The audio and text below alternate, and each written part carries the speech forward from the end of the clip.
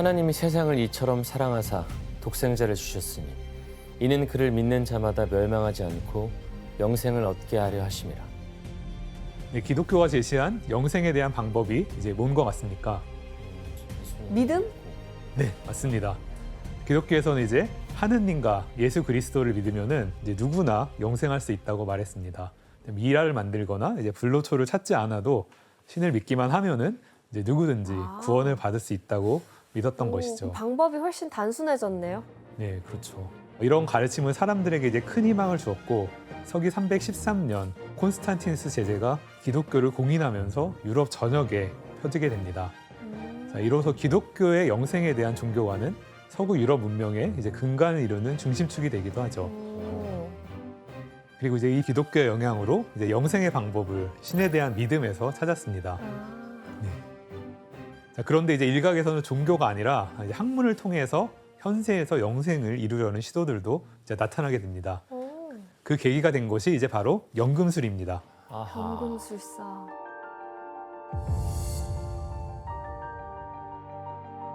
연금술은 물질의 특성과 이제 변환을 연구하는 학문으로요. 그 중에 대표적인 것이 납이나 구리 같은 금속을 황금으로 만들려는 시도를 포함하는 학문입니다. 그때 소희 씨가 나왔었나요? 아이작 뉴턴 편에? 네. 그때 네, 그 연금. 뉴턴이 연금술에 맞아요. 천재 맞아요. 있었다는 거 네. 배웠었어요. 네네, 연금술사들은 진짜 멋있어. 교수님, 근데 이 연금술이 영생이랑 무슨 관련이 있는 거예요? 연금술사들은 이제 금이라는 것은 시간이 지나도 녹슬지 않는 가장 완벽한 물질이라고 믿었습니다. 이에서 이제 연금술을 통해서 금에 변하지 않는 성질의 비밀을 알게 되면은 이제 부와 영예는 물론 이제 영원한 생명까지 얻을 수 있을 거라고 생각했습니다.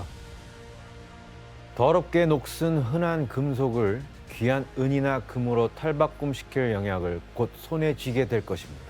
또한 이 약으로 우리 몸의 모든 악을 몰아내 인간은 수세기 동안 살게 될 것입니다. 야, 이건 좋은데 좀 신기해, 얘는. 윤수혜 씨, 연금술사들이 영생의 비밀을 풀고 금을 만들기 위해서 뭐 찾고 있던 게 있었다고요? 네, 연금을 만들려고 찾던 게 현자의 돌이라는 건데요. 들어봤는데? 게임에서. 그쵸. 그래서 그 현자의 돌이라는 거는 이제 만물로 변환이 가능해서 그거를 얻게 되면 영생도 얻을 수 있고 금도 얻을 수 있다 이렇게 알려져 있는데 프랑스의 연금술사 중에 한 명인 니콜라스 플라멜이라는 사람이 실제로 현자의 돌을 찾았다라고 얘기를 해요. 아, 진짜요?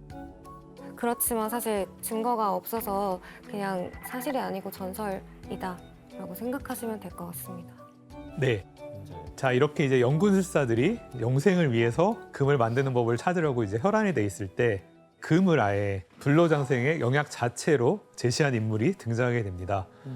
바로 현대 약학의 아버지라고 불리는 파라켈수스입니다. 자, 15세기에 탄생한 이제 파라켈수스는 당대 이제 가장 유명한 연금술사이자 의사이기도 했습니다.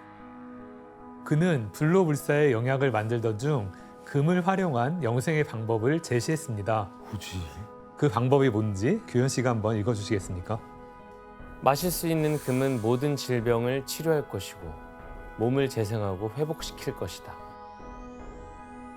금을 마신다고요? 우리 금가루 먹잖아. 식용 아니에요? 자, 파라켈수스는 인간이 금을 먹으면은 금을 가진 완전성과 불변성의 속성으로 인해서 이 신체가 이제 균형이 맞춰지고 모든 질병을 치료할 수 있을 거라고 이제 주장을 했다고 합니다. 많이 먹으면 몸값이 올랐다 내려갔다 막 하겠네. 시기에 맞춰가지고 잘 금시세에 팔아야겠네. 따라서. 시세에 따라서. 예. 그래가지고 이제 금은 물론 수은, 비소 이런 금속과 이제 광물 성분을 정제해서 이제 약재로 만드는 그런 실험들을 하기 시작을 합니다. 그래서 파라켈수스의 시도 자체는 기존의 의학에서 벗어나서 새로운 접근 방식으로 이제 당시로서는 혁신적인 시도였다고 평가를 받습니다. 근데 엑수쌤, 아까 그 수은처럼 금도 그렇게 녹여서 먹는 거야? 아니, 마실 수 있는 금이라는 게 뭐예요?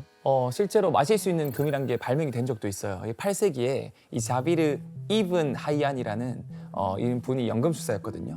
이분이 실제로 금을요 이분하게 물에 녹이는 방법을 발견을 했어요. 네. 이 질산과 염산을 혼합한 용액이 있어요. 이 왕수는 웬만한 금속을 다 녹일 수 있거든요. 그래서 이 왕수에 녹은 금은 이 염화제이금이라는 침전물로 떨어지거든요. 그것만 다 긁어 모아서 물에 녹이면 잘 녹아요. 그걸 마셨던 거죠. 뭐 위험할 것 같은데. 너무 몸에 너무 안 좋을 것 같아요. 속도 다 녹을 것 같은데 속도? 자, 근데 당시에 이제 저명한 의사였던 파라켈스의 주장 이후로는 이제 금은 사실 의학적으로 이제 활용되기 시작을 한다고 합니다. 그래서 실제로 유럽에서는 금을 필수 의약품으로 등재하기도 했고요. 금박을 입힌 알약, 뭐 금을 넣은 음료와 와인 등 다양한 상품들이 출시됐다고 합니다. 그러니까 그 당시 의사가 했던 말이니까 믿었을 것 같아요. 예. 이렇게 이제 금이 약으로 이제 인기를 끌게 되자 귀족과 부유층들을 중심으로 금을 찾는 사람들이 많아졌다고 합니다. 그리고 이들 중 영생을 이룰 수 있는 방법 중 하나로 금을 활용해서 이것을 시도하는데요. 이것은 과연 무엇일까요? 무기. 무기. 무기. 출산. 미용. 네, 맞습니다. 이제 바로 이렇게 늙지 않고 젊음을 유지하는 이제 물질로서 금을 썼다는 겁니다. 뭐 화장품 이런 거요? 네. 그래서 대표적인 인물이 바로 디안 드 푸아티에라는 프랑스 귀부인입니다. 드안 드 푸아티에는 16세기 프랑스에서 이제 가장 아름다운 여성으로 꼽힐 정도로 유명했습니다. 그녀는 너무나 아름다워서 그 모습에 감동하지 않을 단단한 바위 같은 심장은 없을 것이다. 그래서 몇몇 사람들은 그녀의 미모와 잘 다듬어진 몸매, 출중한 사냥 실력에 빗대어 사냥과 달의 여신인 아르테미스에 비유하곤 했다고 합니다. 그럴 수 있겠네. 네. 그리고 이때 이런 그녀의 매력에 푹 빠진 한 남성이 있었습니다. 바로 19살인 프랑스의 왕 앙리 2세였습니다. 그래서 앙리 2세는 푸아티의 미모에 반해서 이제 그녀를 애첩으로 들이게 됩니다. 그런데 이제 두 사람 간에는 나이 차가 조금 있었는데요. 과연 몇 살 차였을까요? 왠지 한 20세? 오, 정확히 맞췄습니다. 에? 당시 푸아티의 나이는 39살로 두 사람의 나이 차이는 무려 20살이었습니다. 와, 와. 엄청난 동안인가 본데? 자, 이처럼 20살 연하의 마음을 사로잡을 만큼 뛰어난 미모를 자랑했던 푸아티의 동안 비결 중에 하나는 바로 금 먹기였습니다. 푸아티에는 이제 금을 함유한 음료를 마시면서 젊음과 아름다움을 유지했다고 합니다. 말도 안 돼. 오히려 안 좋았을 것 같아요. 네, 그런데 2009년 이제 그녀의 유해를 이제 분석을 했대요. 우와. 이제 분석을 해보니까 머리카락에 이제 농도 높은 금 성분이 발견됐다고 합니다. 에? 실제로 먹었구나. 솔직히 근데 금 먹으면 뭔가 부작용으로 뭐 안 좋아질 것 같은데요. 오히려 네, 그렇지 않아요?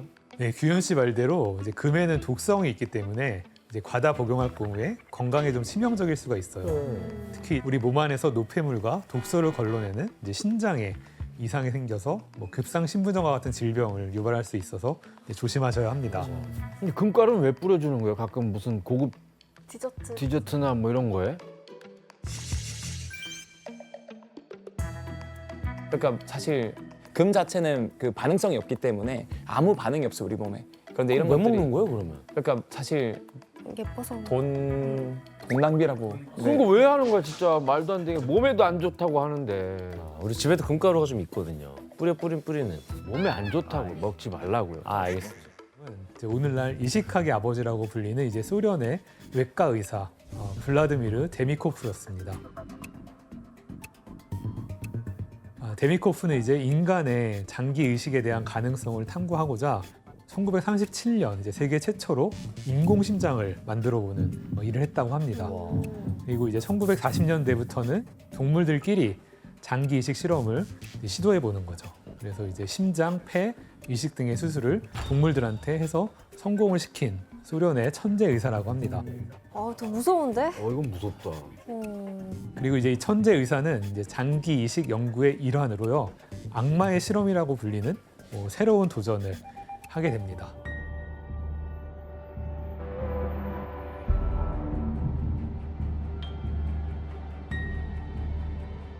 뭘까? 심지어 실험이야? 데미코프는 이제 손상된 장기를 이제 어떻게 이제 어디까지 대체할 수 있는지 알아보기 위해서 머리 이식의 가능성을 실험한 것이라고 합니다. 그래서 이제 앞다리가 달린 작은 개의 머리를 큰 개에 이식시켜서 이제 머리가 2개 달린 개 수십 마리를 이제 만든 거죠. 너무 충격적이다.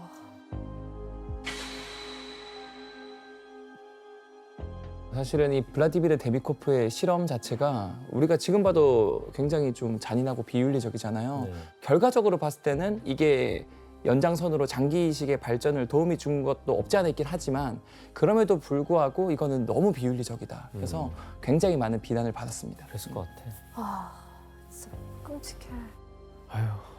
자, 그런데 이제 아이러니하게도 그 머리 이식 수술은 이후 이제 장기 이식을 할 때 이식 기술과 면역 억제 연구, 신경 연결의 한계를 이해하는 데 중요한 밑거름이 되기도 했다고 합니다. 그리고 이제 지난 5월 그 머리 이식의 가능성이 또 한 번 제기가 됩니다. 과연 무슨 일인지 영상으로 볼까요? 지난 5월? 아니 그러면 나 이거 가능하다고 봤거든요. 근데 그죠? 근데 아니, 조건이 동물도 안 됐는데. 까다롭지 않을까? 뭐냐면 뭐 신체 조건도 되게 비슷해야 되고 뭐 혈액형도 같아야 되고 뭐 나는 계속 조건이 면역 많던데. 거부 반응이 있을 것 네, 같은데. 그러게요. 머리 이식 수술이 성공하려면 이제 얘기하신 것처럼 이제 머리를 자르고 뭐 접합을 또 해야 되고 그 과정에서 이제 무수히 많은 신경들이 이제 손상되지도 않아야 되고 그래서 뇌 손상에 이르지 않도록 이제 산소나 혈액 공급도 원활해야 되고 진짜 어려운 그리고 수술이야. 또 아까 얘기하신 것처럼 다른 신체끼리의 결합이기 때문에 이제 면역 거부 반응도 이제 넘어서야 하는데 현재 기술로는 한계가 있다고 합니다. 그쵸, 아직 안 될 것 같아. 그냥 딱 보면서 느낀 건 그냥 인간 같지가 않아. 인간이 이제 그냥 뭐 물체 그냥 기계처럼 느껴지는데 이런 수술들이 교수님 대체 왜 필요할까요? 네. 이런 수술들을 시도하는 이유가 이제 기본적으로 신체의 한계를 넘어설 수 있기 때문이라고 합니다. 만약 몸은 살아있지만 뇌가 죽은 뇌사 환자와 몸은 죽어가지만 정신이 멀쩡한 말기 암 환자가 있다고 생각을 해보면요. 두 사람 모두 온전히 생활을 할 수 없는 상황이잖아요. 건강한 뇌가 있는 암 환자의 머리와 뇌사 환자의 살아있는 몸을 하나로 결합하면 혹시 건강한 사람으로 만들 수 있지 않을까 이런 아이디어인 것 같습니다. 네, 이런 가설은 아직은 가설이지만 젊은 뇌사 환자와 이제 노인의 머리를 바꾸어서 노인의 생명을 연장하여 뭐 영생을 가능하게 할다는 그런 기대를 가지고 있다고 해요. 교수님 머리 이식 수술이 가능하다고 해도요. 그럼 그 머리를 어디서 구한다는 얘기예요? 네, 머리 이식 수술이라는 것은 이제 결국 한 사람을 살리기 위해서 이제 다른 사람을 죽일 수밖에 없기 때문에요. 그렇기 때문에 이제 머리를 구하는 게 어려운 건 둘째치고 이제 커다란 윤리적인 문제가 있는 것이죠. 아니, 저게 이게 되면은 건강한 사람도 잡아다 할 거 아니야. 그러니까 이건 윤리적으로 허용될 수가 없겠네요. 네, 그래서 머리 이식 수술에 대한 가능성은 희소하다고 볼 수 있습니다. 그런데 이제 다른 장기 역시도 기증자를 구하는 일에 뭐 쉽지는 않죠, 그죠? 네. 그래서 장기 이식에 대한 새로운 도전이 이루어지는데요. 바로 장기 복제입니다.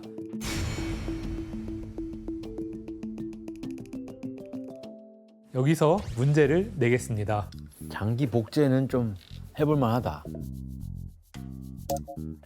자, 장기 복제에는 인간과 장기 크기와 구조가 가장 비슷한 이 동물이 활용되는데요. 어떤 동물들이 장기 복제에 활용될 가능성이 가장 높을까요? 활용될 가능성이 가장 높을까요? 나도 이 본 거 같은데. 양보하겠습니다. 에이, 저도 알아요. 모르시잖아요. 바로 맞춰요? 혜정 씨한테 기회 주죠. 혜성이도 알겠죠. 제가 아는데. 저 헷갈리는데 왜냐면 해보시죠. 이거는 음식집만 가도 다 붙여놔가지고 대충 보여요. 그래요? 그래요? 지원 씨가 한번 답을 알려주시죠. 해보시죠. 소 아니에요, 소? 지원 씨, 오답입니다. 아니야? 아, 나 소인 줄 알았지. 소 보면 이렇게 막 부위별로 이렇게 단면도 보여주잖아요. 음식점에. 거기 보면 우리 간이랑 똑같이 이렇게 있더라고. 생긴 게. 정답 네, 규현 씨. 돼지입니다. 돼지입니다. 예, 규현 씨 정답입니다. 네, 사람과 이제 장기 크기와 구조가 이제 가장 비슷해서 이제 대체 장기로 사용되는 동물은 이제 바로 돼지입니다. 네, 돼지는 또 다태동물이라서요. 장기의 대량 생산이 가능하고 임신 기간도 인간의 이제 3분의 1밖에 안 되기 때문에 인간에 비해서 빠르게 장기를 얻어낼 수 있다고 합니다. 게다가 이제 오래전부터 인간에게 식용으로 사용됐기 때문에 이제 장기 적출에 대한 윤리적인 논란도 약한 편입니다. 그렇구나. 돼지는 또 우리가 이미 먹고 있어서. 하지만 이제 문제는 좀 남아 있는데요. 인간과 돼지가 이제 종이 다르기 때문에 장기를 이식했을 경우에 네. 면역 거부 반응이 일어날 수밖에 없습니다. 그래서 이제 필요한 기술이 바로 이제 유전자 가위 기술입니다. 엑소쌤, 유전자 가위 어떤 기술이죠? 이제 유전자 가위 기술이 뭐냐면 우리 몸에 돌연변이가 생긴 DNA를 싹둑 잘라서 올바른 DNA를 넣어줄 수 있어요. 그럼 쉽게 생각하면 돼지도 우리 몸에 거부 반응을 일으키는 유전자가 있다면 그걸 잘라내고 사람 유전자를 넣었을 수 있어요. 근데 이게 윤리적인 문제가 될 수 있는 게 뭐 스파이더맨을 만들 수도 있고 헐크를 만들 수 있고 그러니까 이게 다 금지가 됐지만 특정 유전 질환에 대해서만 이제 적용이 가능하게끔 하고 있고. 유전병들에 대해서. 스파이더맨의 오프닝 장면이잖아요. 맞아요. DNA가 막 정확합니다. 네. 이야. 어떤 부분이 하나 딱 들어오는 거. 그런데 최근에는 이제 돼지를 활용해서 새로운 방식으로 장기 복제법을 연구하고 있다고 합니다. 바로 돼지의 장기를 이제 그대로 사용하는 것이 아니라요. 돼지에게서 인간의 장기를 얻는 방법이에요. 자, 여러분들의 생각에는 이제 어떤 방법이 가능할 것 같습니까? 돼지에서 인간의 장기를 얻을 수가 있을까요? 돼지 몸에서 인간의 장기를 키워내요. 네네, 맞아요. 어떻게? 바로 돼지의 몸 안에서 이제 인간의 장기를 성장시키는 방법인데요. 돼지의 정자와 난자가 만나서 생긴 수정란에 유전자 가위 기술로 특정 장기 발달에 꼭 필요한 유전자를 제거를 하는 거죠. 그다음에 이제 그 수정란에 인간의 줄기세포를 주입하는 방식입니다. 줄기세포는 아시다시피 이렇게 어떤 장기나 조직으로도 변할 수 있는 세포잖아요. 그래서 이제 필요한 장기로 자랄 수가 있습니다. 이후 이 수정란은 이제 배아가 됩니다. 그리고 이 배아를 돼지에게 이식을 하면은 이 돼지 배아는 이 특정 장기만 사람 세포로 구성된 채로 대리모 돼지 몸 안에서 자라게 되는 거죠. 아. 참 고마운 동물이네 돼지는. 네, 이런 실험 과정을 거쳐가지고 이제 2023년 이제 중국의 광저우에서 돼지의 몸에서 이제 사람의 신장을 길러내는데 성공했다고 합니다. 네, 자, 사진은 한 25일에서 28일 정도 된 돼지의 배아입니다. 그리고 네모 부분이 바로 사람의 신장이라고 볼 수 있는 것이죠. 와. 이 신장의 한 50에서 60%가 인간 세포로 대부분 구성되어 있고요. 나머지 부분은 돼지 세포로 이루어져 있다고 합니다. 그러면 그 이종 면역 거부 반응이 확실히 덜 하겠네요. 네. 그래서 이제 돼지 체내에서는 이게 잘 자라, 면역의 거부 반응이 일어나지 않고 체내에서는 잘 자라고 있다고 합니다. 하지만 이제 이 방법은 이제 생명윤리에 어긋날 뿐더러 이제 인간과 동물의 경계가 모호해진다는 문제가 있어요. 그렇죠. 네. 그다음에 이제 또 돼지 바이러스가 인간에게로 이제 옮겨갈 가능성도 있잖아요. 그래서 새로운 질병이 발생할 가능성도 있다고 합니다. 때문에 이제 상용화에 또 한 번의 논란의 여지가 남아 있다고 볼 수 있습니다. 박쥐한테서 코로나가 왔듯이 네, 그럴 수 맞습니다. 있겠네. 이처럼 인간은 수명 연장의 길을 이제 개척해 나가고 있습니다. 여전히 그 전 세계에 20억 명 이상이 오염된 물을 마시고 있어요. 변반한 위생시설이 이제 안 돼 있고요. 그 열악한 환경에서 콜레라균에 노출되고 있기 때문이죠. 그런데 산업혁명 시기 인간의 욕망이 낳은 감염병이 또 하나 있어요. 또 있나요? 이거는 인류 역사상 가장 많은 사망자를 낸 세균과 연관된 병이에요. 과연 어떤 감염병일지 이번엔 그림을 먼저 보여드리겠습니다. 창백한데요. 너무 창백해지네요. 이 그림의 실제 모델에게 한 가지 공통점이 있어요. 어떤 하얗다. 네. 너무 창백해져요. 맞아요. 핏기 없는 창백한 얼굴. 그리고 이 눈가에 좀 어둑어둑한 그림자가 보이죠. 이 여성들은 모두 감염병에 걸려 사망했어요. 네. 그건 바로 200여 년 동안에 약 10억여 명의 목숨을 앗아간 결핵균에 의한 감염병, 결핵입니다. 10억 명이 사망했다고요?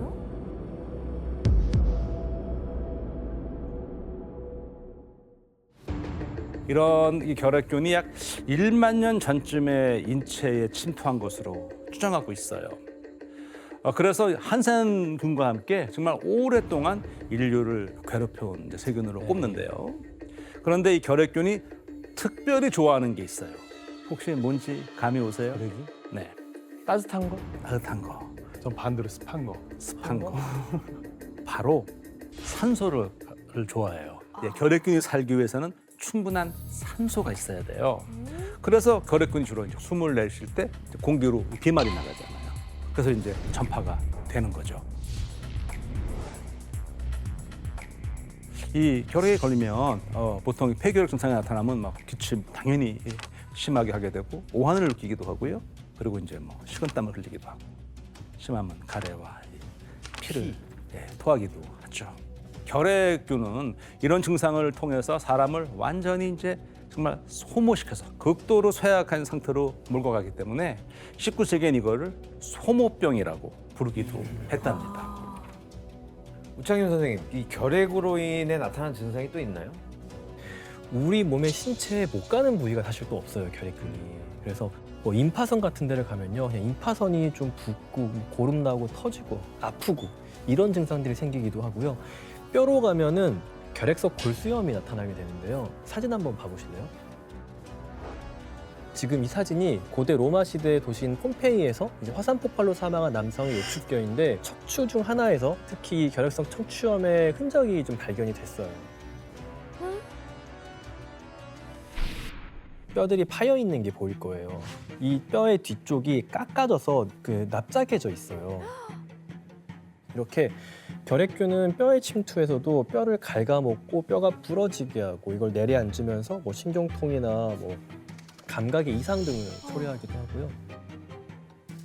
또 결핵균은 뇌로도 가요.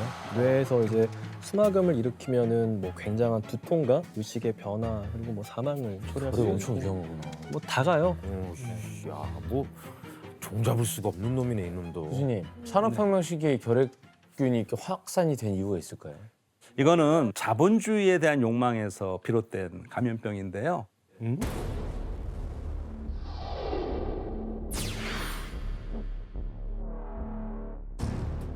산업혁명 시기에 노동자들이 도시로 몰려왔잖아요. 수많은 사람들이 비좁은 공장에서 오염된 공기와 먼지를 마시며 일했고요. 특히 산업혁명의 원동력이 된 석탄을 채굴 하는 광산에서는요. 바람도 통하지 않는 갱도에서 수많은 광산 노동자가 분진을 들이마시면서 일을 했어요. 특히 결핵균은 이 자외선에 약해요. 그러니까 햇빛을 받으면 밖에서는 또 금방 죽는데 갱도에 있으면 또 대부분의 공장에서 환기도 안 되고 빛도 잘 안 들어오면 결핵균이 활개를 칠 수 있는 조건을 만들어준 것이죠. 거기다 더해서 많은 노동자들이 노동을 과도 심하게 하잖아요. 잘 못 먹잖아요. 어떻게 돼요? 당연히 건강 상태, 면역 기능 떨어지죠. 그러니까 어떻게 되겠어요? 발병률이 높을 수밖에 없겠죠. 그래서 결핵을 가난한 자들의 질병이라고 부르기도 했어요. 19세기 초에는요, 유럽 인구의 무려 7분의 1이 결핵으로 사망했다는 연구 보고가 있을 정도예요. 그 정도로 이 결핵 확산이 절정을 이루었대요. 그래서 유행했던 게 뭐냐 그러면은 뭐 사진 한번 봐보실래요? 이게 뭐야? 시체. 시체 아니에요. 시체 아니에요? 네, 살아있는 분들이고요. 이때 결핵 환자를 위한 요양원이 설립됐는데 이곳에서는 뭐 신선한 공기를 마시게 하고 햇볕을 쬐게 하고 이런 것들로 치료를 했다고 해요. 이게 뭐 균 자체를 사실 치료하는 효과는 당연히 없었겠죠. 그런데 그 당시에는 정말 못 먹고 못 자고 했으니까 그나마 재우고 먹이고 했으면은 우리의 면역은 조금 더 좋아졌을 거 아니에요. 아마 그 정도 치료가 최선이지 않았을까 싶어요. 중요한 사실은요. 이렇게 인간의 욕망이 불러온 결핵균에 의한 감염병은요. 계속 인류를 괴롭혀오고 있죠. WHO가 발표한 바에 따르면요. 2021년이에요. 약 1,060만 명의 결핵 환자가 세계적으로 발생했어요. 아직도 많다. 그 가운데 OECD 국가 중에서 발생률 1위가 안타깝게도 대한민국입니다. 엥? 야, 우리나라 결핵 발병 1위라고. 해마다 2만 명 넘게 결핵이 걸리고 1,300명가량이 결핵으로 목숨을 잃고 있습니다. 매일 서너 명이 결핵으로 숨진다는 얘기인데 사망 원인 가운데 감염병 분야에서는 코로나19 다음으로 높습니다. 뿐만 아니라요. 우리나라 국민의 3분의 1 정도가 결핵균을 가지고 있다는 발표도 있었죠. 그렇다면요. 오랜 시간 원인도 모른 채 세균이 일으키는 감염병들로 고난을 겪어왔던 인류는 대체 언제부터 세균의 존재를 알게 된 걸까요? 수천 년간 세균에 대해서 무지했던 인간의 눈을 뜨게 해준 건 바로 세균학의 아버지라고 하는 로베르트 코흐입니다. 코흐는요, 1872년에 독일의 벨슈타인 지역에 정착을 했어요. 근데 그 당시에 그 지역에서 감염병으로 4년에 걸쳐 갖고 한 500여 명의 사람과 한 5만 6천여 마리의 가축이 죽어나갔어요. 네. 그래서 이제 코흐가 먼저 그 아내가 선물해준 현미경으로 환자 진료보다가 시간 남을 때마다 열심히 이걸 관찰을 했는데, 이 병에 걸려준 가축에는 막대 모양의 그런 입자들이 보이는 거예요. 근데 가보니까 이게 혈액뿐 아니고 막 림프샘, 비장에서도 막 발견되고, 그래서 코우는 입자가 이 몸 안에서 지금 증식하고 있는 생명체 같다고 생각을 했어요. 이걸 그럼 밖에서 한번 키워봐야 될 거 아니에요. 근데 코우가 다행히도 이거를 인공적으로 키울 수 있는 방법을 개발을 해서 키웠어요.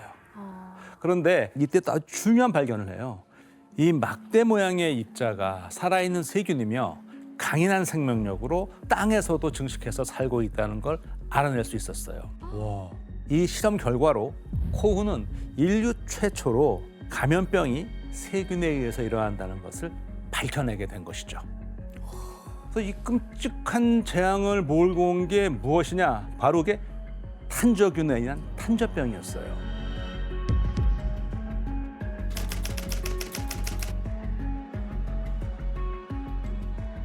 탄저균은 이렇게 이제 막대 모양의 이런 세균인데요.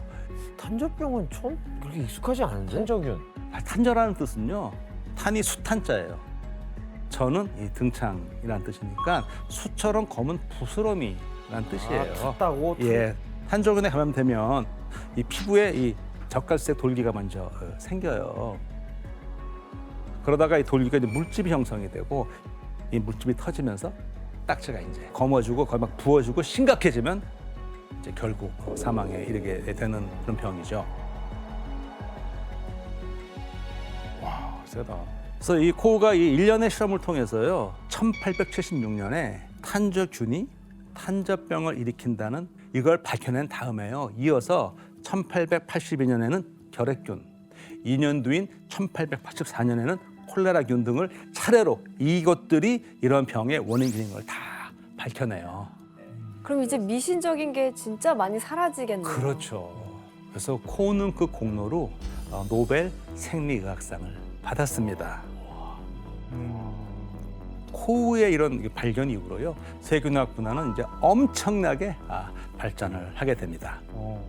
거기에서 드디어 20세기 최고의 발명품이라고 불리는 치료제를 손에 넣게 됩니다. 여기에는 또 결정적인 계기가 되는 사건이 있었어요. 바로 1차 세계대전입니다. 1차 세계대전 당시에요, 전쟁으로 인한 군인 사망자만 한 900만 명에 달았어요. 근데 이 군인들이 사망한 가장 큰 원인은요, 뭐였을 것 같으세요? 감염? 네, 맞아요. 그 상처를 통한 감염이었어요.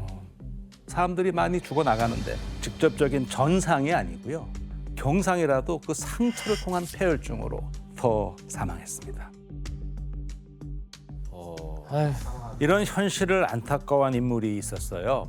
바로 영국의 의사이자 미생물학자인 알렉산더 플레밍입니다. 당시 군부대에서 일하던 그는 감염으로 많은 군인이 죽어가는 것을 보고 큰 무력감을 느꼈습니다. 이에 1918년 전쟁이 끝나자 알렉산더 플레밍은 영국 런던 한 병원에 있는 자신의 실험실로 돌아와서요, 세균성 감염에 대한 치료법 연구를 시작합니다. 그리고 나서 1928년에 플레밍은 이 황색 포도상 균을 키우고 있었어요. 아마 황색 포도상 많이 들어보셨을 텐데요. 그 우리 피부에도 있고, 뭐 코 속에도 있고, 뭐 피부 염증, 뭐 식중독도 일으키는 그런 세균이거든요. 이걸 키우다가 이제 이렇게 놔두고 뭐 휴가를 갔다 왔는데 이 황색 포도상 구균이 자라고 있는 배양 그 접시에 곰팡이가 폈어요. 곰팡이? 근데 이렇게 봤더니 곰팡이 주변에는 세균이 없는 거예요. 요것들이 다 지금 황색 포도상 균이 자라나고 있는 거거든요. 여기 동글동글한 것들. 근데 여기에 곰팡이가 폈어요. 이 주변을 좀 보세요. 오, 깨끗해요. 네. 황색 포도상 균이 안 보이죠? 거의 없어요. 네. 안 붙네. 몸에 곰팡이를 길러야겠네. 플레밍은 이 배양 접시를 보고 딱 떠올렸어요. 아, 이 푸른 곰팡이가 황색 포도상 구균을 못 자라게 하는 죽이는 무언가를 내뿜고 있다라고 생각했던 것이죠. 그래서 푸른 곰팡이 이름이 이 학명이 페니실륨이거든요. 여기서 뽑은 물질이라고 그래서 이 이름에다가 페니실린이라는 이름을 붙였습니다. 이렇게 1928년 인류 최초로 세균 감염을 치료하는 항생제가 탄생하게 된 겁니다. 천재들이 있어. 이렇게. 곰팡이가 사람을 살렸네. 근데 개발된 페니실린은 뭐 어떤 식으로 사용된 거예요? 안타깝게도 페니실린 사용에는 한 가지 문제가 있었어요. 페니실린을 대량으로 생산할 수 있는 기술을 확보하지 못했던 거죠. 한 사람의 폐혈증을 치료할 수 있는 페니실린 양을 얻으려면은요, 2,000리터의 곰팡이 배양액이 필요했는데, 와, 2,000리터요? 2,000리터를 키워서 거기서 추출해내야 한 사람을 이제 치료할 수 있는데, 당시 페니실린이 얼마나 귀했냐면요, 한 숟가락 정도 되는 양을 가지고 미국 전체 공급량의 무려 절반을 채울 수 있었다고 합니다. 와. 그만큼 페니실린을 충분히 확보하기가 쉽지 않았다는 말이죠. 페니실린을 주사한 환자의 소변을 받아서 거기서 나오는 페니실린을 다 추출해서 재사용하는 방법으로 와. 부족함을 좀 충당했다고 근데 그럽니다. 그게 가능해요? 그거를 뭐 어떻게 오줌을 기록이 있습니다. 내 동료는 모든 환자의 소변을 모았습니다. 주사된 페니실린 중 거의 95%에 가까운 양이 소변으로 배출되었습니다.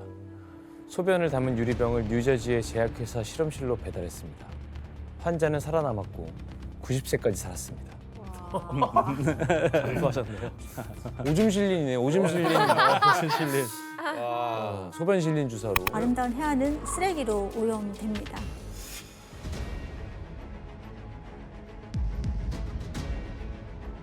아니, 여기로 일부러 보내는 건가? 해류를 따라서 그냥 이제 모이는 거야 그냥? 와. 어떡해. 발리 못 가겠다. 와, 진짜. 이게 저거 진짜 어떻게 해야 되지? 끝이 안 보여요. 이거 어떻게 치워야 되냐 이거. 아, 쓰레기 슬라피쉬.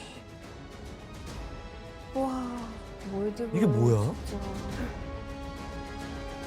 Fish is totally garbage. 100%. 24 hours they're burning smokes is there.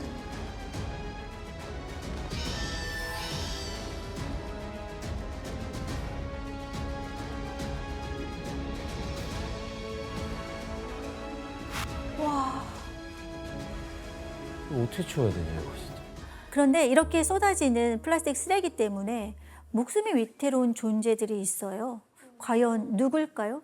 목숨이 이대로. 뭐 바닷가 물고기들이 그치. 해양 생물들. 네, 특히 그렇습니다. 고래. 바로 바다가 삶의 터전인 해양 생물들에 대한 이야기인데요.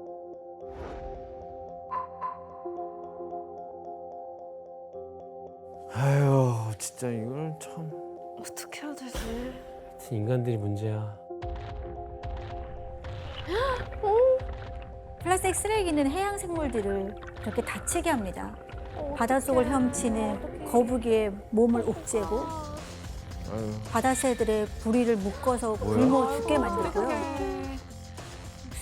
빼주고 싶어. 저거 왜 낀 거지 저게?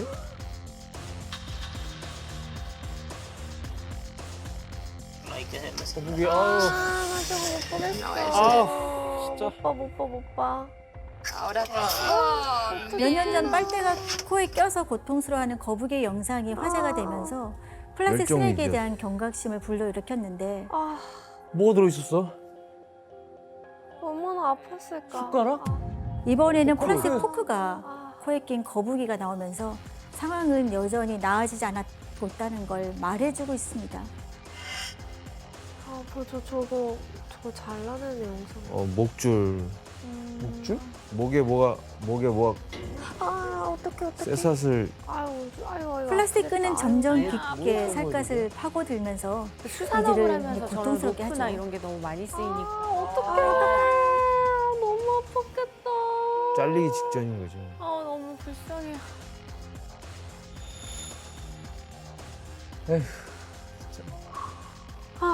이건 뭐야? 거북이가 저렇게 자라서 저렇게 돼버렸네. 아, 잘한 거야. 근데 저게 그 콜라 그 왜 우리 캔 사면 위에 문명이 그거잖아요. 그래, 저게 너무 단단해. 혼자 못 끊지. 교수님, 바다 생물들에게 가장 위험한 쓰레기가 뭔가요? 물론 생활 쓰레기도 많지만 해양 쓰레기 중에서 무려 절반을 차지하는 거는 다른 종류예요. 그물류 아닙니까? 낚시용품 네, 맞아요. 이런 거 아니에요? 바로 물고기를 잡는 데 쓰는 그물, 아하. 낚싯줄, 부표, 밧줄 같은 어업 폐기물들이에요. 바다 사자의 목에 걸린 것은 바로 낚싯줄이에요. 모르겠어, 진짜. 특히 오른쪽에 있는 건 청정 지역으로 여기 알려진 어떡해. 독도 바다 밑의 상황이거든요.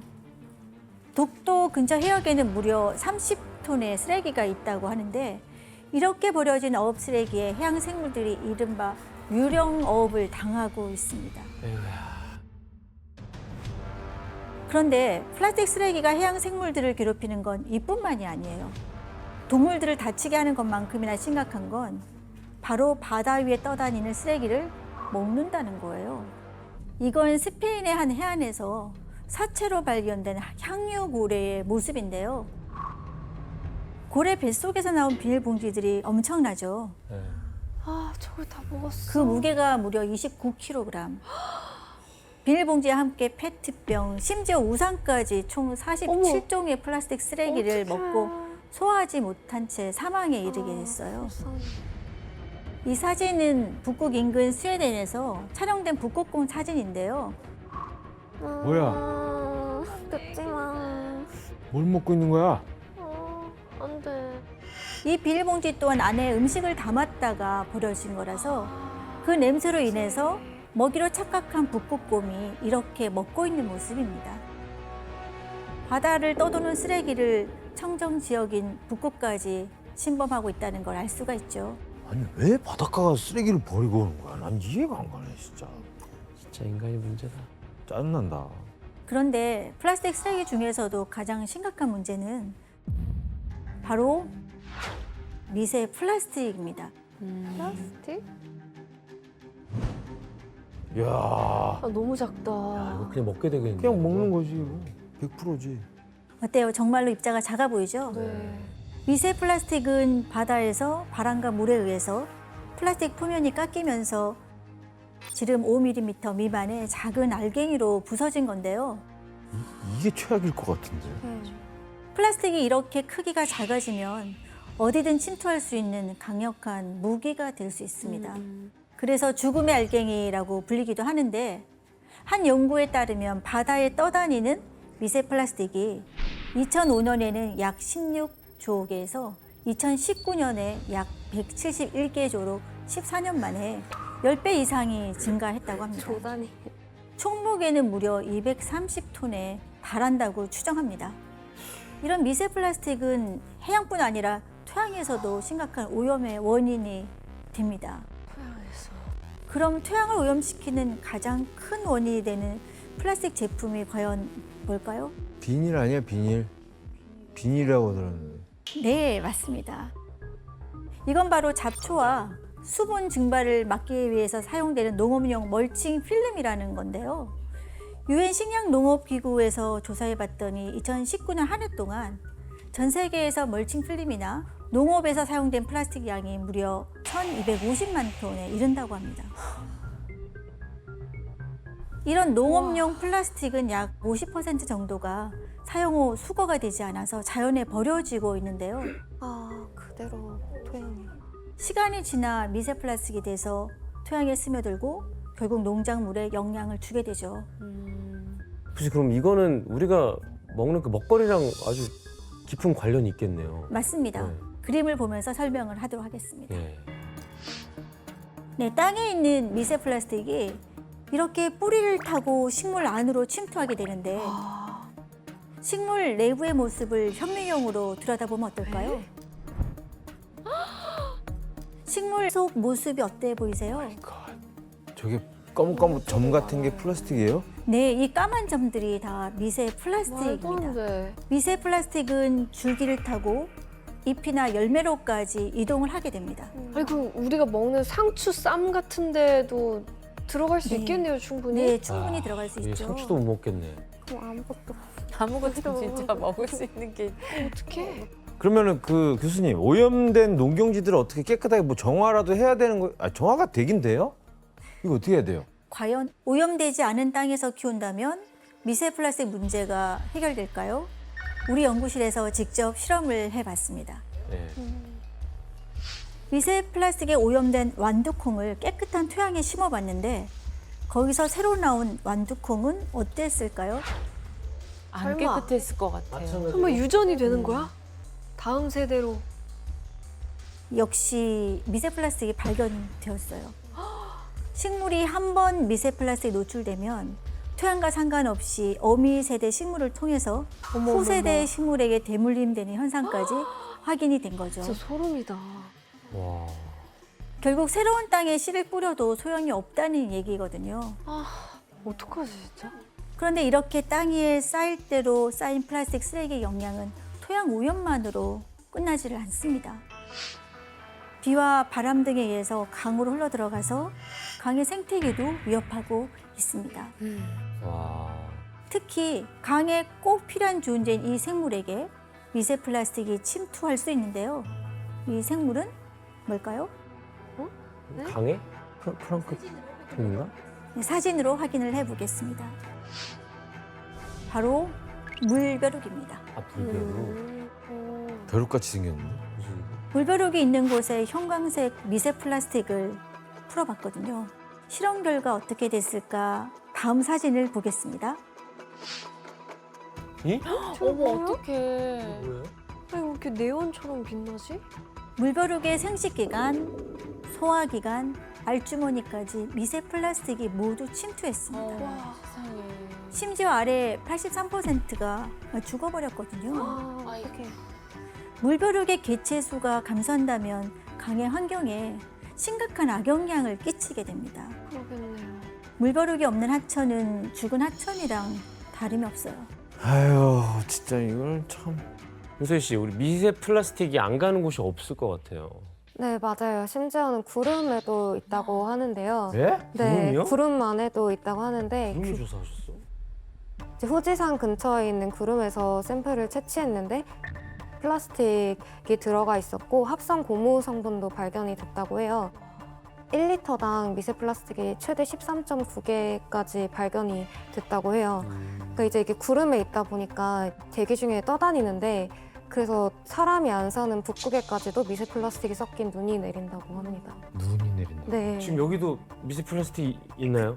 있죠, 있죠, 당연히 있죠. 아, 모든 곳에. 너무 충격적이다. 이렇게 땅과 바다에 무분별하게 버려지는 플라스틱 쓰레기는 결국 어디로 향하게 될까요? 우리 몸으로. 네, 맞습니다. 바로 플라스틱이 불러온 저주의 마지막은 인류 위협입니다. 쓰레기를 버린 인간에게 되돌아와서 그렇지. 위협이 되고 있습니다. 에이, 우리가 뭐 업보죠, 업보. 네, 사람과 동물, 환경, 의 건강은 원 헬스라고 해서 하나로 연결되고 있다는 사실을 간과해서는 안 되는데요. 명언이네요. 생태계 공통체 중 하나인 사람 또한 결국 플라스틱의 피해를 받게 되는 거죠. 바다에선 먹이사슬 최하위에 있는 플랑크톤이 미세 플라스틱을 섭취하면 이 플랑크톤을 물고기가 잡아먹고 먹고 그 물고기가 결국 우리 우리 식탁에. 밥상에 오르게 되는 거죠. 물고기 그만 먹어야겠네. 야, 소가 그 아까 플라스틱 옷 90kg 먹은 거 못 봤어? 상추도 먹으면 안 돼. 그런데 어류는 물론이고 굴, 홍합, 심지어 소금에까지 미세 플라스틱이 나오고 있어요. 소금에도요? 네. 소금 우리 음식에 다 뿌리잖아. 아니 소금에도 되면 네, 바닷물이 미세 플라스틱 오염이 돼 있으니까 바닷물로 만드는 소금에서 당연히 미세 플라스틱이 나오게 되는 거죠. 이건 토양의 상황도 마찬가지입니다. 채소도 물론이고요. 우리의 주식인 쌀에서도 미세 플라스틱이 나오고 있습니다. 아 밥도 못 먹겠네 이제. 굶어 죽겠는 음식이 늘어나고 있어. 그냥 살지 마. 야, 못 살아. 내가 어떻게 봤을 되는 거예요 이거? 한 연구에 따르면 사람은 매주 신용카드 한 장 분량의 미세 플라스틱을 먹고 있다고 하죠. 와. 그래서 한 달이면 칫솔 하나를 먹는데요. 칫솔이 한 20g 정도 되는데 그럼 1년에 12개씩 먹는 거예요? 칫솔 12개씩 먹는 거예요. 그 플라스틱 칫솔을. 그러면은 해가 갈수록 몸무게가 늘어야 되잖아. 그렇지. 그러니까 몸무게 안 배출이 늘어는 되겠죠. 네? 네, 배출이 되는 대변으로. 배출, 우리는- 대변, 우리는 대변으로 나가니까. 근데 입으로 들어온 미세 플라스틱이 배출이 되는데요. 한 150 마이크로미터 이상 정도 되는 것들은 저희 대변으로 현재 배출되는 걸로 알려져 있어요. 근데 몸에 남아있는 미세 플라스틱도 굉장히 많이 있는 거죠. 그렇죠. 교수님. 굉장히 많이 있죠. 우리가 숨을 쉬면 100이면 숨을 뱉을 때 약 25% 정도 나가거든요. 그러면 뭐 다른 거를 고려하지 않았을 때 한 75%는 우리 몸속에 있다. 이렇게 볼 수 있는 거죠. 숨을 좀 많이 쉬어주세요. 네. 여기 안에가 지금 미세 플라스틱이 숨을 쉬면 숨을 최대한 많이 쉬어주세요. 그래서 뉴욕타임즈에서 미세 플라스틱에 대해서 이렇게 경고를 하고 있는데요. 우리의 몸 안에는 플라스틱이 있습니다. 폐와 창자, 혈액 속에도 있습니다. 비록 볼 수 없고 느낄 수 없을지라도 플라스틱은 몸 안에 존재합니다. 네, 들어보니 어떠세요? 아, 정말 장난감이 돼가고 있네요. 진짜 그러네요. 점점 이 몸이 장난감. 인체가 플라스틱화. 플라스틱화 돼가고 있는 거잖아요. 네. 너무 무섭네요. 그럼 그 우리 몸속에 계속 지금 축적되고 있는 이 미세 플라스틱이 장기 속으로도 막 침투하고 막 그러나요? 에이 설마요. 아까 폐랑 뭐 이렇게 말씀하셨단 말이에요. 아니겠지. 폐랑 창자 막 이렇게. 네, 맞아요. 2018년 오스트리아의 연구 사례를 한번 살펴볼까요? 각각 국적이 다른 8명의 사람을 모아서 일주일 동안 모두 플라스틱 랩으로 포장된 식품을 먹게 하고 네. 페트병 생수를 마시게 해봤는데요. 네. 이후 대변 검사를 했는데 그 결과 전원 미세 플라스틱이 검출이 됐어요. 이는 미세 플라스틱이 인체 소화 기관에까지 침투했다는 걸 증명한 그러네. 그런 첫 사례였죠. 아니, 우리가 장이나 막 이런데. 우리 항상 먹는 것들이잖아요 저런 것들이. 아 근데 한 번 먹었는데 저렇게 바로 나올 정도면 이후 여러 연구를 통해 미세 플라스틱은 사람의 혈액이나 혈전에서까지 발견이 되고 있습니다. 와 혈액이 흐르고 혈액은 좀 있겠죠. 그런데. 특히 페트병의 경우 1리터 생수에서 약 24만 개의 미세 나노 플라스틱이 검출된 바가 있는데요. 24만 개? 네. 심지어 뚜껑을 열고 닫을 때마다도 미세 플라스틱이 나오거든요. 야 우리 엄마 그거 달고 사시는 것 같던데. 아 물도 못 먹겠네 이제. 안 되겠다. 한 모금 해. 진짜 짜증나네. 야 한 모금 해. 아 짜증나네. 이제 이거 준비하지 말아주세요 이제. 교수님 그러면 이 몸속에 들어온 미세 플라스틱이 이 안에서 어떤 작용을 하는 거예요? 동물 실험을 통해 그 위험성이 제기되고 있는데 미세 플라스틱이 몸속에 들어오면 이물질로 존재하면서 먼저 염증을 유발합니다. 또 한 연구에 따르면 미세 플라스틱을 섭취한 쥐의 장에서 장 누수가 발생하기도 했고요. 장의 표면이 손상된 거죠. 상처가 나는 건가요? 미세 아니면은 플라스틱이 거칠기 때문에 장 손상이 되고 심하면 장 누수가 발생할 수도 있습니다. 또 하나 주목할 만한 실험 결과는 임신한 쥐에 미세 플라스틱을 2주간 먹인 후 태어난 새끼쥐가 생후 4주 후에 자폐 스펙트럼 증상이 나타났는데요. 새끼쥐의 뇌 조직을 확인해 보니 미세 플라스틱이 파편 형태로 쌓여 있었던 거죠. 유전적 연관성까지 발견된 겁니다. 후천적으로? 후천적으로.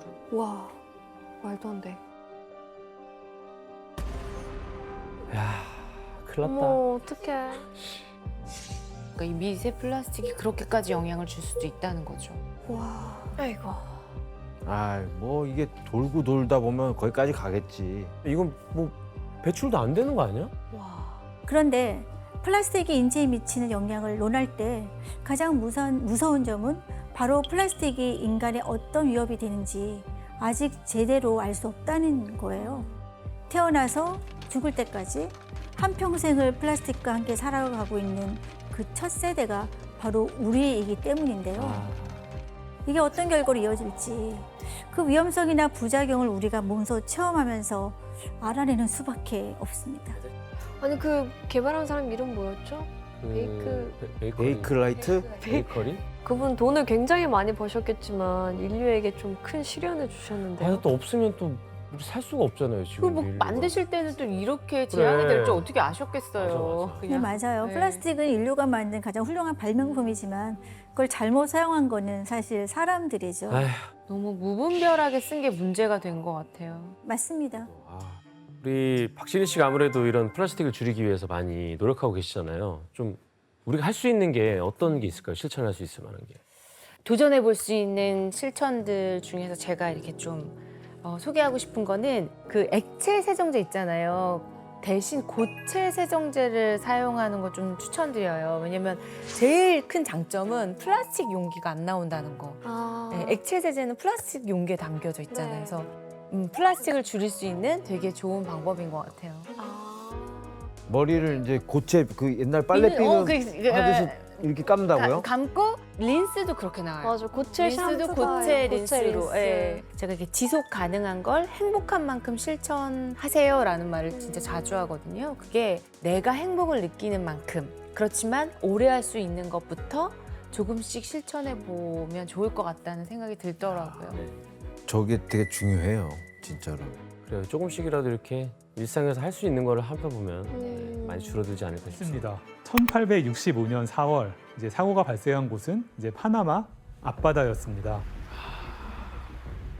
액체 폭약과 군수 물자를 적재한 배가 폭발해 47명의 사상자가 발생했습니다. 아이고, 어떡해. 또 뉴욕의 한 호텔에서는 투숙객이 맡겨놓은 액체 폭약병을 종업원이 실수로 떨어뜨리면서 대폭발이 일어났습니다.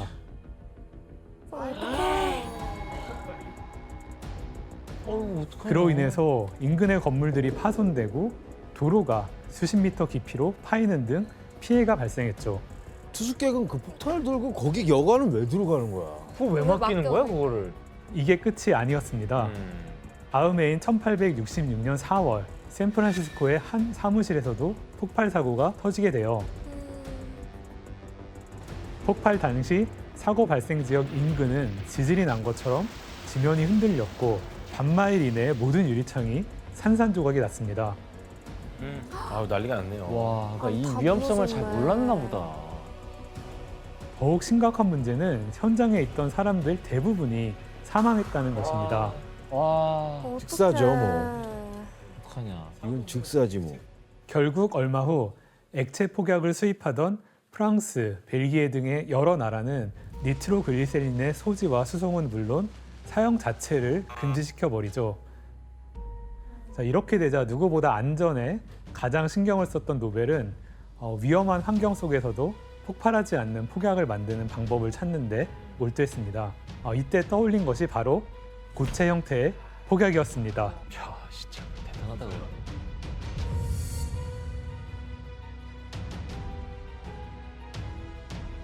아니 그럼 뭐 니트로글리세린을 교수님 뭐 그냥 뭐 얼리는 것도 아닐 테고 네. 이거 자체도 너무 어려운데 안전화하기도 그럼 고체를 어떻게 또 따로 만드는 거야 아예? 네, 그렇습니다. 규조토는 규조라고 불리는 이제 식물성 플랑크톤이 죽어서 바다나 강 밑에 이제 쌓여서 생긴 흙으로 사고 당시 공장 바닥에 있던 흙이 니트로글리세린을 흡수하는 걸 목격한 노벨은 그 흙의 성분을 분석하다가 규조토가 섞여 있다는 것을 알게 됐죠. 야, 모든 건 다 이렇게 우연히 발견되는구나. 네네. 궤도 씨, 이 어떻게 규조토가 안정적으로 폭약을 만들었어요? 어떻게 보면 이 규조토가 이제 구멍이 많아요. 이게 뭐냐면 니트로글리세린이 폭발하는 이유가 엄청 싸우고 싶어하는 약간 범죄자 집단 같은 애들이에요. 근데 규조토가 구멍이 많다 보니까 니트로글리세린이 딱 붙는 순간에 얘네들 전부 독방에 가두는 거죠. 네, 그래서 독방에 가둬지니까 이제 얘네들이 서로 싸우고 싶어도 싸울 애가 없으니까 싸우지 못하고 폭발을 하지 않게 됐다. 이렇게 보시면 제일 좋습니다. 그리고 34세가 되던 1867년 노벨은 희대의 발명품을 만들게 됩니다. 다이너마이트. 맞습니다. 바로 다이너마이트입니다. 노벨은 자신이 개발한 고체 형태의 폭약에 다이너마이트라는 이름을 직접 지었습니다. 그리스어로 힘을 뜻하는 디나미스에서 따왔는데 왜 이렇게 명명했는지 남긴 기록이 있습니다. 디나미스? 내가 이 폭약에 새로운 이름을 붙인 것은 그 진짜 성분을 숨기기 위함이 아니라 이전의 것과는 아주 많은 차이가 나는 이 새로운 형태의 폭발물을 일반인들에게 널리 알리기 위함이다. 그러므로 이 새로운 이름은 전적으로 정당하다. 노벨이 다이너마이트에 얼마나 큰 확신이 있었는지 느껴지시죠? 다이너마이트는 충격과 열에 반응하면 폭발하는 액체 폭약의 고질적인 문제를 이제 해결했다는 것입니다. 안정성이 이제 훨씬 더 안전한 폭약이 만들어진 것이죠. 그럼 이제 배달 사고도 확실히 줄겠네요. 그렇죠. 심지어는 규조토가 이제 열을 흡수하는 성질이 있어서 불에 던져도 괜찮을 정도였다. 이제는 내관 외에는 얘를 터뜨릴 방법이 없어진 거니까 얼마나 안정적입니까? 진짜? 그리고 노벨은 다이너마이트 발명 후에 곧장 이제 영국, 스웨덴, 미국에서 특허를 받게 됩니다. 이렇게 노벨은 이제 본인이 그토록 바라던 좀 더 안전하고 강력한 폭약을 만드는데 성공한 것입니다. 실수와 실패를 통해서 발명이 네네네. 생기네요. 당시 다이너마이트에 대한 여론의 반응을 알 수 있는 기사가 있습니다. 다이너마이트는 일반적인 불꽃으로도 점화되며 빠르고 조용하게 전소됩니다. 그리고 니트로글리세린과 다르게 충격이나 열에 폭발하지 않습니다. 그리고 다른 물질들과 함께 안전하게 보관 및 운반할 수 있어 철로 관리자들과 기타 화물 운송업자들에게 중요하다고 전해집니다. 폭발적이죠, 뭐. 이후 노벨은 노벨상을 만들게 되는 또 이제 두 번째 계기를 이제 맞게 됩니다. 바로 당시에 세계적으로 확산되던 국제 평화 운동을 접하게 된 것입니다.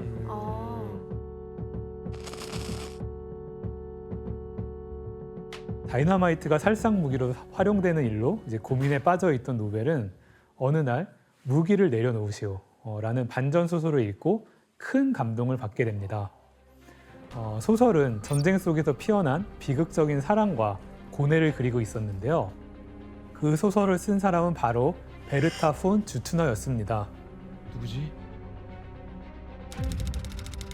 베르타 폰 주트너는 국제 평화 운동의 태동기에 활동한 대표적인 평화 운동가였습니다.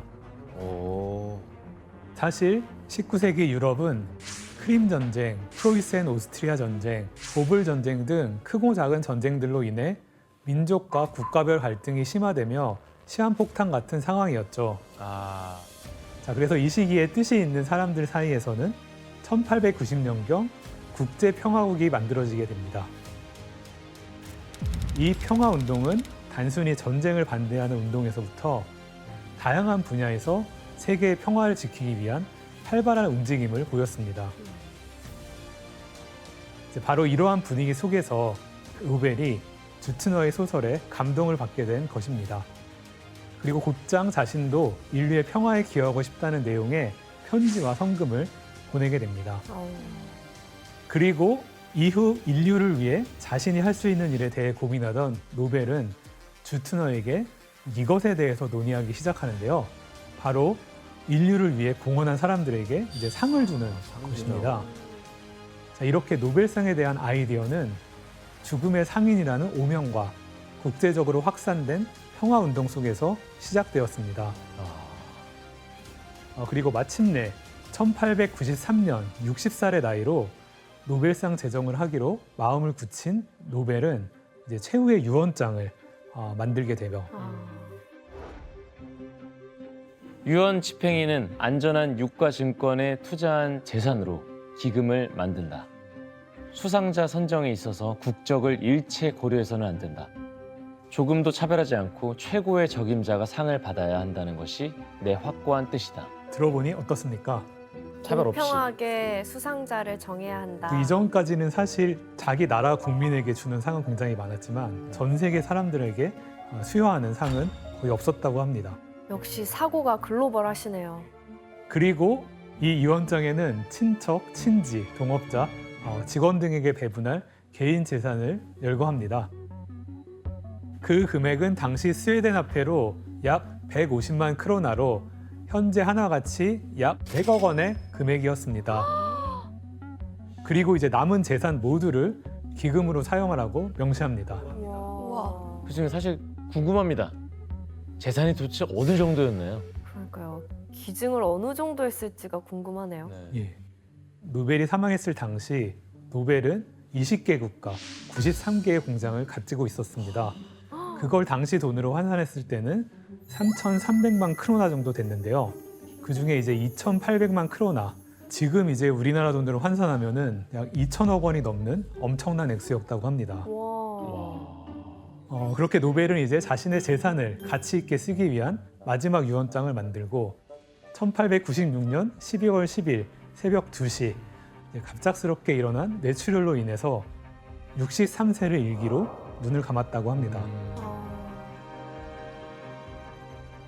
알프레드 노벨, 폭발물 전문가 별세. 초기 실험으로 많은 사람들이 목숨을 잃음. 세계가 빚지고 있는 한 사람에 대한 이야기. 아이고야. 최대한 중립적으로 쓰려고 한 것 같기도 하고. 그러네요. 좋은 얘기도 하고. 네. 마지막 한 줄이 또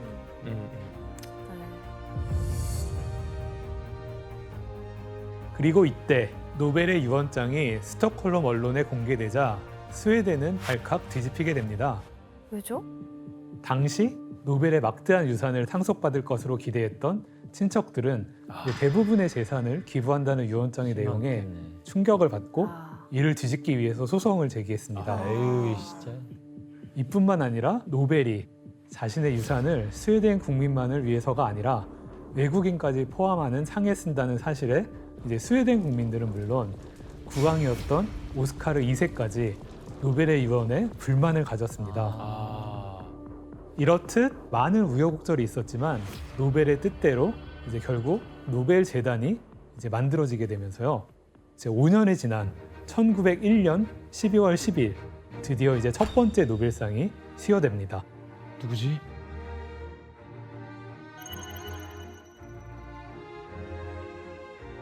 X선을 발견한 독일의 물리학자 윌헬름 렌트겐 외 총 5명이었습니다. 자, 이렇게 발명가 노벨이 굳은 의지를 가지고 전 세상을 기부해 만든 노벨상은 현재 수많은 혁신가들의 노력과 헌신을 기리는 상으로 인정받고 있습니다. 윤서희 씨, 이 과학 전공자들에게 노벨상이라는 게 어느 정도의 의미예요? 과학자들한테는 아무래도 인생의 꿈이기도 하고 최종 목표이기도 한데요. 또 노벨상은 과학 분야뿐만 아니라 또 문학, 평화까지 다 합쳐서 인류 문명을 위한 상이라는 점에서 대단하다고 생각되는 상입니다. 교수님, 근데 세상에 상이 참 많지 않습니까? 근데 이 노벨상이 최고의 영예를 상징하는 상으로 이렇게 평가받는 이유가 있을까요? 예, 그건 노벨상이 전 세계인을 대상으로 하는 상이기 때문입니다. 처음 제정될 때만 해도 대부분의 상은 국가의 명예를 드높인 사람에게 수여되는 게 이제 일반적이었습니다. 그런데 노벨상은 스웨덴인이 아닌 외국인들에게까지 수상을 했거니와 세계화 시대를 반영한 최초의 상이라고 해도 과언이 아닙니다. 그리고 사람들의 관심을 끄는 이유가 이제 또 한 가지 있습니다. 뭘 것 같습니까? 상금? 상금. 이제 바로 상금입니다. 1901년 최초의 노벨상 상금은 약 15만 크로네로 하나로 약 10억 원의 금액이었습니다. 당시에 이 금액은 이제 스웨덴 대학 교수 연봉의 30배 정도. 지금으로 따지면 거의 복권에 당첨된 수준이라고 볼 수 있죠. 한 방에 끝나네. 그리고 상금은 만약에 이제 공동 수상자가 나올 경우에는 수상자별로 연구에 공헌한 기여도를 평가해서 차등 배분하고 있습니다. 2005년 같은 경우에는 한 명은 50%, 두 명은 25%씩 상금을 나눠 가졌다고 합니다. 그런데 이 노벨상이 다른 상들과 다른 재미있는 점 중에 하나는 바로 상금이 매년 다르다는 것입니다. 환율이에요, 뭐예요? 왜 다르지? 뭐야? 문제입니다. 그럼 여기서 이제 문제를 내겠습니다. 예. 문제네. 그 다른 것도 문제긴 해. 노벨상의 상금이 매년 달라지는 이유는 무엇일까요? 정답! 예, 규현 씨. 환율! 규현 씨 오답입니다. 정답. 예, 지원 씨. 인프라. 뭐지? 인플레? 인프라는 지원 씨 오답입니다. 이게 그 상금의 출처를 잘 고민해 보시면은 매년 상금을 줄 수 있는 방법이 뭐가 있을까? 정답. 예? 혜성 씨. 예.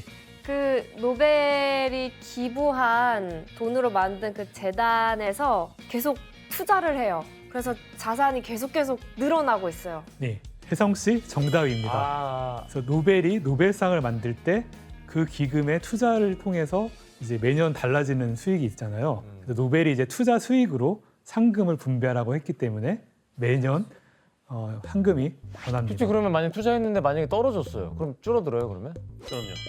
네. 그때는 그러면 발명품을 아꼈다가 야, 투자자가 많이 붙었다. 요때 이제 투자가 성공했을 때 들어가요. 투자가 많이 성공했다 했을 때 발명품을 내야지.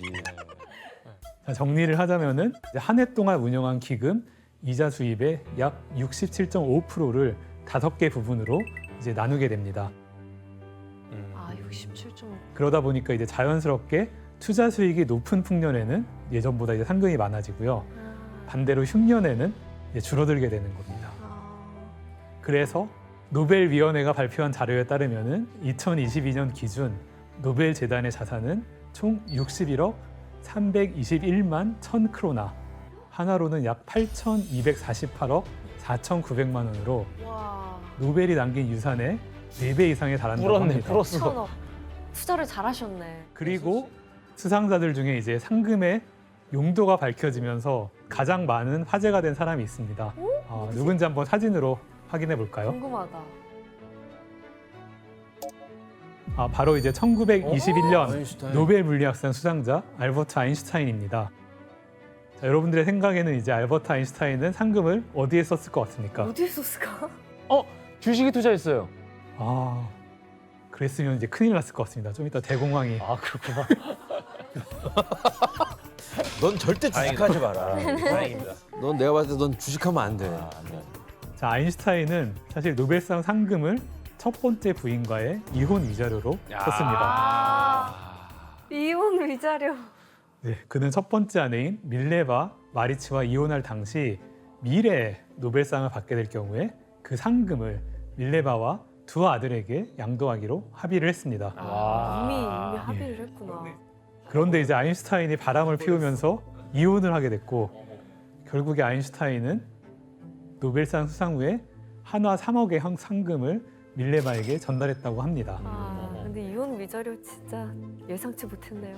이렇게 많은 논란 속에서도 매년 인류의 발전에 큰 공헌을 한 이에게 수여하는 노벨상은 명실상부 세상에서 가장 권위 있고 명망 높은 상으로 자리매김하고 있습니다.